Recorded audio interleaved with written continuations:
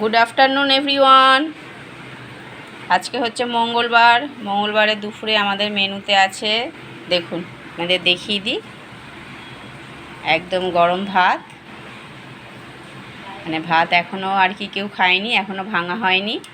এই হচ্ছে গরম ভাত। এদিকে আজকেও একটুখানি কচু আর আলু মাখা রেখেছি, এইটা আর কি এখন রোজই বেশ ভালো লাগছে খেতে।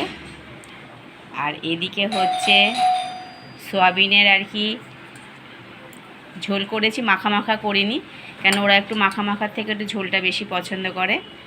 আর এদিকটা রেখেছি পুর ভরা কাঁকরোল ভাজা। এই ভাজাটা খুব সুন্দর হয় জানেন তো খেতে।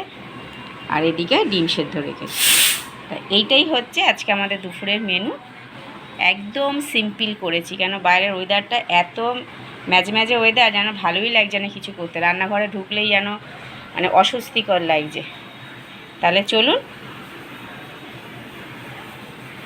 যদিও বা বেশি বাজে না, 2টো বাজে, আপনারাও দেরি করবেন না, বসে পড়ুন খেতে।